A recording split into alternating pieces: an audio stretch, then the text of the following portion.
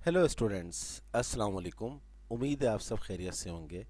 Students, हमने first year mathematics के last lecture में एक्सरसाइज 6.3 के क्वेश्चन नंबर 13 तक कंप्लीट कर लिए थे।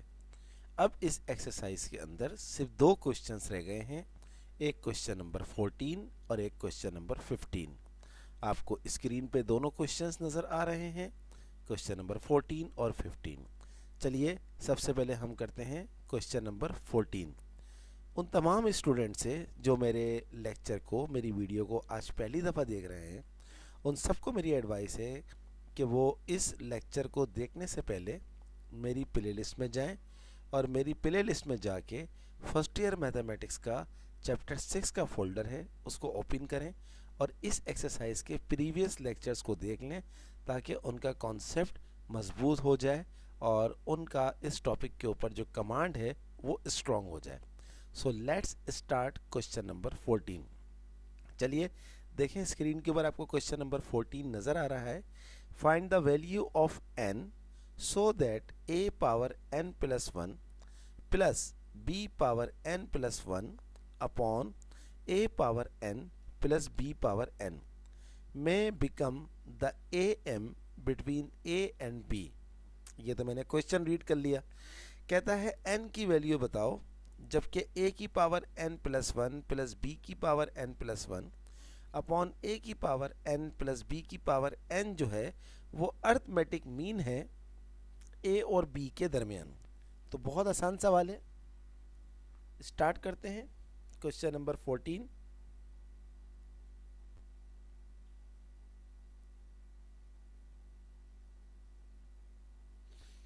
उसने कहा है कि a और b का अर्थमेटिक मीन ऑफ a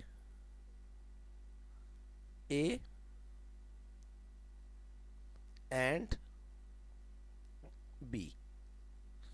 तो ये तो हमने क्वेश्चन नंबर 1 में ही सीख लिया था एक्सरसाइज 6.3 के कि a और b का जो अर्थमेटिक मीन होता है वो होता है a प्लस b अपॉन 2।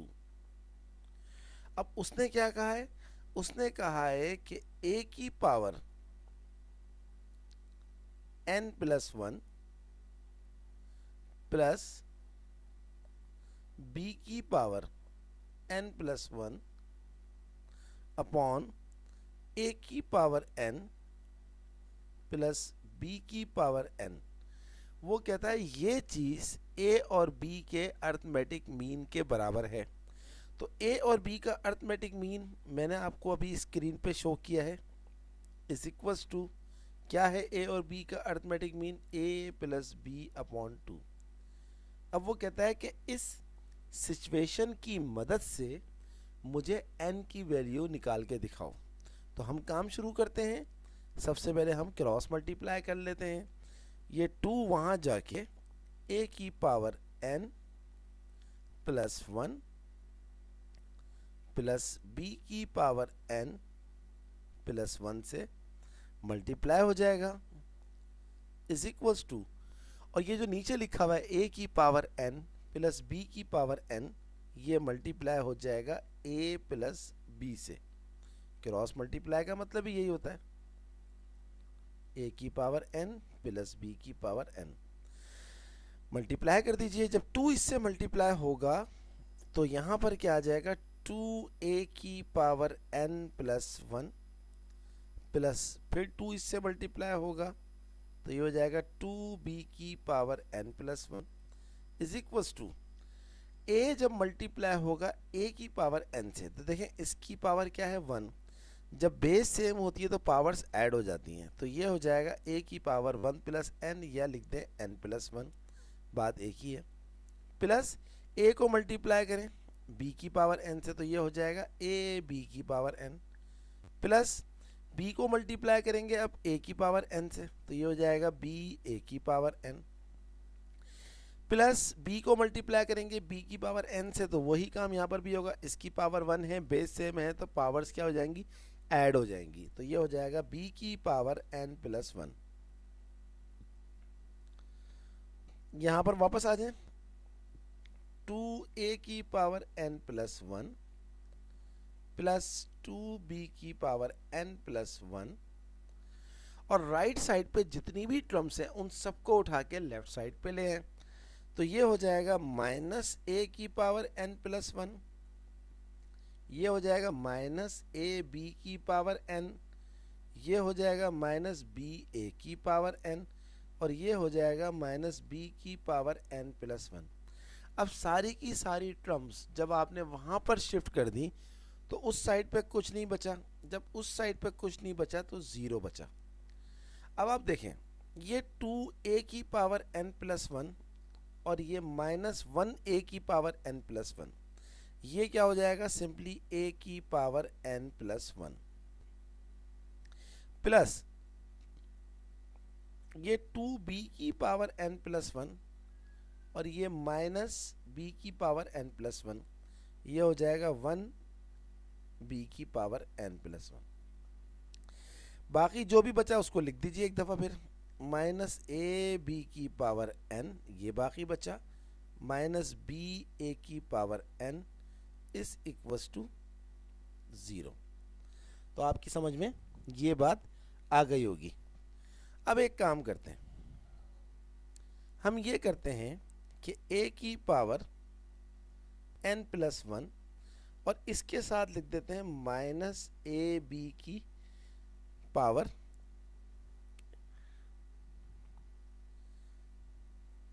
नहीं, इसके साथ हम लिखते हैं, ये लिखा हुआ है a की पावर n प्लस 1 और ये जो लिखा हुआ है माइनस बी ए की पावर n, इसको यहाँ लिख दें, और प्लस b की पावर n प्लस 1 के साथ लिख दें माइनस ए बी की power n।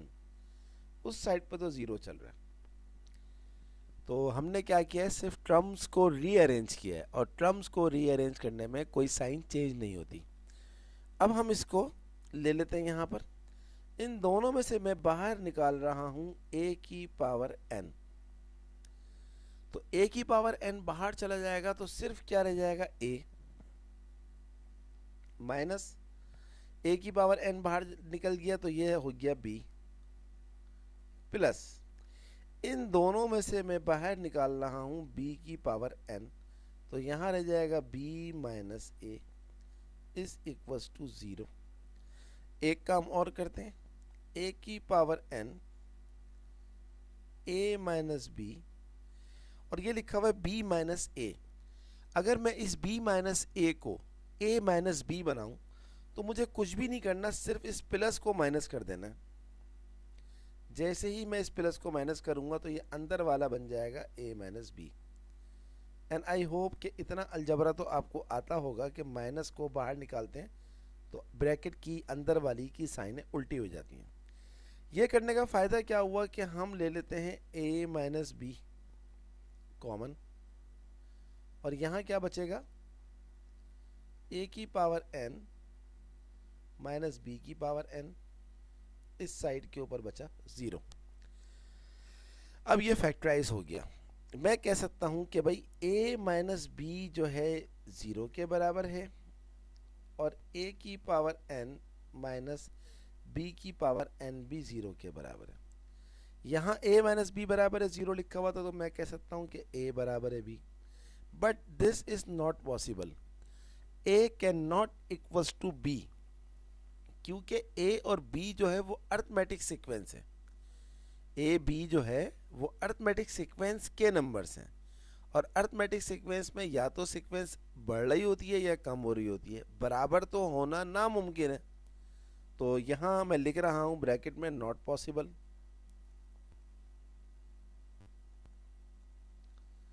Why this is not possible? No two terms of as arithmetic sequence are equal, और इवन नॉट अर्थमेटिक सीक्वेंस, किसी भी सीक्वेंस की दो टर्म्स इक्वल नहीं होती। तो अब ये तो पॉसिबल नहीं है, तो दूसरा वाला ले लेते हैं, a की पावर n माइनस b की पावर n बराबर है 0। यहाँ से हम कर लेते हैं a की पावर n, इसको उठा के वहाँ ले जाएं b की पावर n, ये b की पावर n है, और साथ में क्या लिखा हुआ है, कुछ नहीं लिखा हुआ तो 1 लिखा हुआ है। इसको मैं ले जाके यहाँ पर डिवाइड कर देता हूँ, a की पावर n अपॉन b की पावर n, उस साइड पे क्या है 1, ये 1 अपनी तरफ से डाला है, क्योंकि कोई भी चीज़ 1 से मल्टीप्लाई हो तो कोई फ़र्क नहीं पड़ता। और अब मैं एक काम और करता हूँ, ये लिखा हुआ है a की पावर n अपॉन b की पावर n, इसको मैं लिख देता हूँ a अपॉन b की पावर n। इस साइड पे क्या लिखा हुआ है, 1 लिखा हुआ है। 1 की जगह पर अगर मैं लिख दूं a अपॉन b की पावर 0, कोई फर्क पड़ेगा? कोई फर्क नहीं पड़ेगा, क्योंकि किसी भी चीज की पावर 0, चाहे वो किसी भी अंदाज से लिखी गई हो, उसकी पावर 0 हमेशा 1 होती है। तो a अपॉन b की पावर 0 1 होगी। ये करने का फायदा क्या हुआ, अब हम लगाएंगे इंडिसेस का रूल। अगर दोनों तरफ बेस सेम हो और बीच में इक्वल का साइन हो तो पावर्स भी इक्वल हो जाती हैं। देखें, लेफ्ट साइड पे भी a अपॉन बी है, राइट साइड पे भी a अपॉन बी है, बीच में इक्वल टू का साइन है, तो दिस इंप्लाइज दैट पावर्स अब क्या हो जाएंगी, इक्वल। तो n इज इक्वल्स टू 0, और यही हमारा आंसर है। तो सवाल ही यही था। देखें, सवाल आपको दिखाता हूँ। Find the value of n so that this में becomes the am between a and b। तो हमने इसकी कंडीशन को लगाते हुए n की वैल्यू हासिल करी। n की वैल्यू हमारे पास आ गई 0। आई होप यू कंप्लीटली अंडरस्टैंड। बहुत ही ज़्यादा इम्पॉर्टेंट क्वेश्चन है, इसकी बहुत ज़्यादा प्रैक्टिस करिएगा तो फिर आपको बात समझ में आ जाएगी। चलिए अब हम करते हैं next question.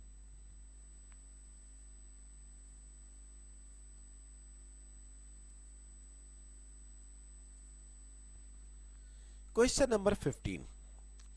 If the equation b minus c into x square plus c minus a into x plus a minus b is equal to 0 has equal roots, prove that a b c are in A P. कहता है मैं आपको एक quadratic equation दे रहा हूँ, वो कहता है कि अगर इस क्वाड्रेटिक इक्वेशन के रूट्स इक्वल हों तो साबित करो कि ए बी सी जो है वो अर्थमेटिक प्रोग्रेशन है, यानी कि अर्थमेटिक सीक्वेंस है। अर्थमेटिक प्रोग्रेशन बोलूँ या अर्थमेटिक सीक्वेंस बोलूँ, बात एक ही होती है। चलिए, बहुत आसान सवाल है, स्टार्ट करते हैं। सबसे पहले तो हम इस सवाल को कॉपी कर लेते हैं। क्वेश्चन नंबर 15 है।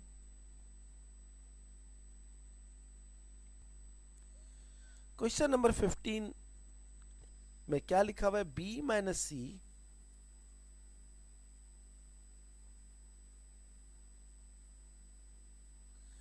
एक्स स्क्वायर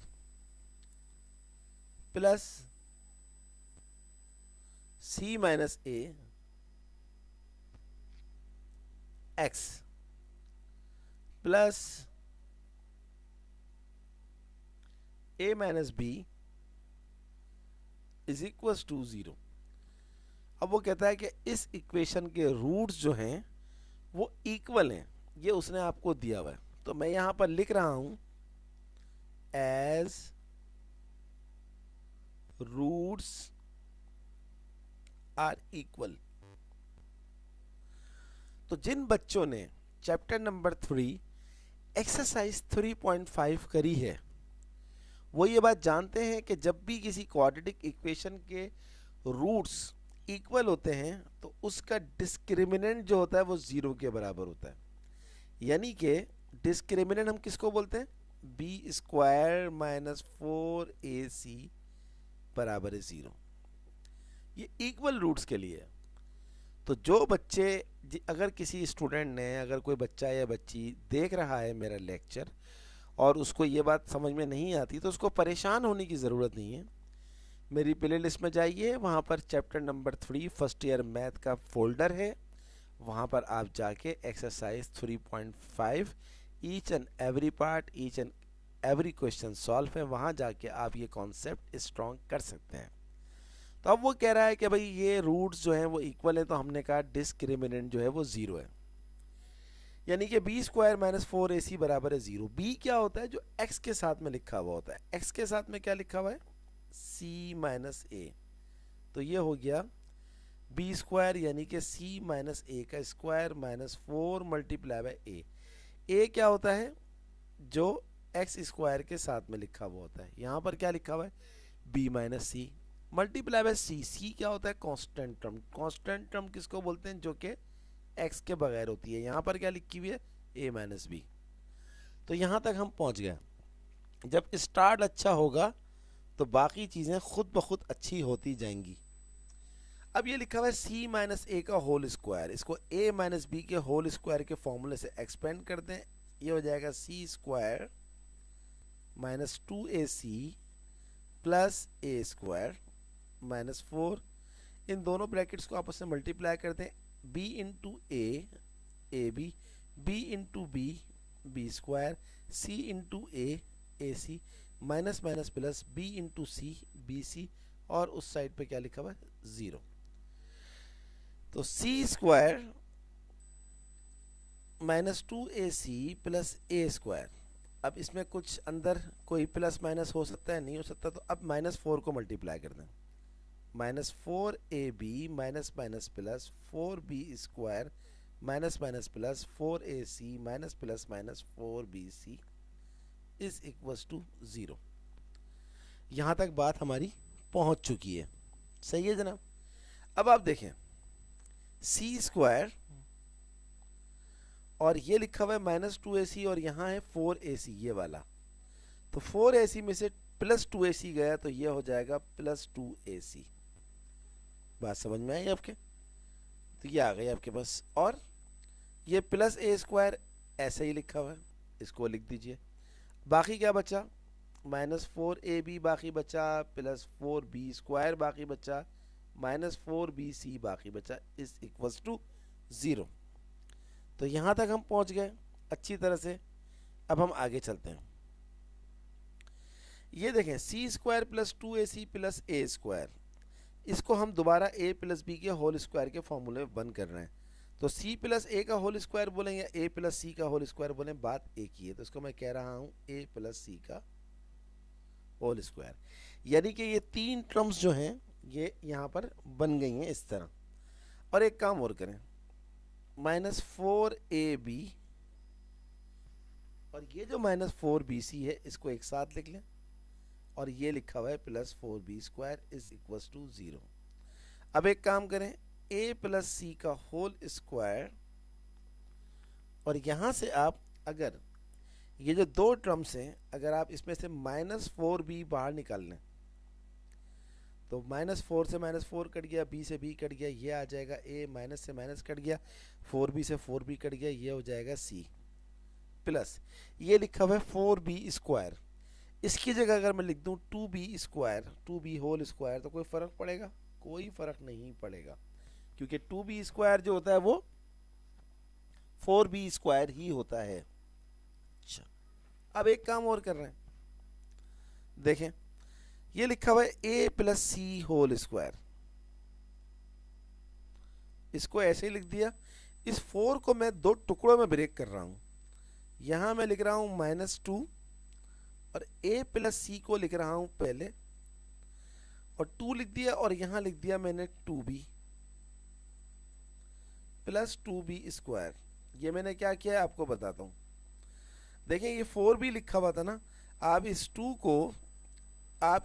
को इस 2b से मल्टीप्लाई करें, दोबारा 4b आ जाएगा, कोई फ़र्क नहीं पड़ा। लेकिन ये काम मैंने क्यों किया है, क्या वजह है? देखें अगर इस पूरे को आप बोल दें कि भाई ये a है, ये पूरा क्या है आपके पास a, ये पूरा आपके पास क्या है b, ये पूरा आपके पास क्या है b, तो अब आप याद करें, यहाँ लिख देता हूँ a square minus 2ab plus b square किसके बराबर होता है? a माइनस b के होल स्क्वायर के बराबर होता है। सही बात है गलत बात है? बिल्कुल सही बात है। तो अब a आपके पास क्या है, a plus c, a minus b, b आपके पास क्या है 2b, तो ये पूरी चीज बन हो गई a माइनस बी के होल स्क्वायर के अंदर।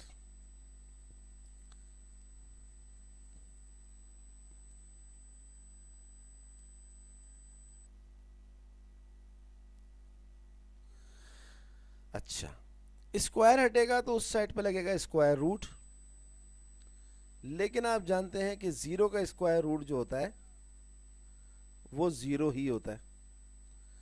a plus c minus 2b को वहां ले जाएं, प्लस 2b हो जाएगा, a प्लस सी, और इस 2 को यहां लाके डिवाइड कर दें तो ये हो जाएगा b। तो हमने क्या कंडीशन बनाई कि भाई b जो है वो बराबर किसके है, a प्लस सी अपॉन 2 के। अब सवाल पे आ जाए, if the equation b minus c x square plus c minus a x plus a minus b is equal to 0 has equal roots, prove that a b c are in A P. तो हमसे उसने क्या कहा है कि ए b सी जो है ये ए पी है। तो हम जानते हैं कि अगर ए बी सी का अर्थमेटिक मीन निकाला जाए तो b बराबर किसके हो जाता है, पहले वाले को और आखिरी वाले को ऐड करते हैं और 2 से डिवाइड करते हैं, तो b प्लस ए प्लस सी अपॉन 2 हो गया। और ये एग्जैक्टली वही है जो मैंने अभी हासिल किया है। तो इसका मतलब है कि हमने ये बात प्रूफ कर दी है कि ए बी सी जो है वो क्या है, आर इन ए पी हैं।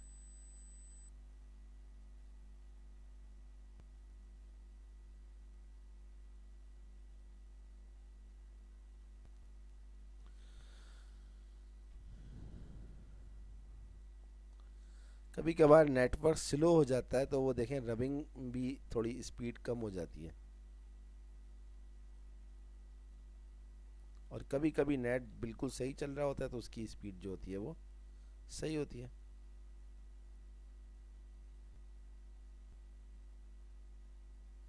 देखें स्पीड सही हो गई तो इसने अपने आप को सही कर लिया।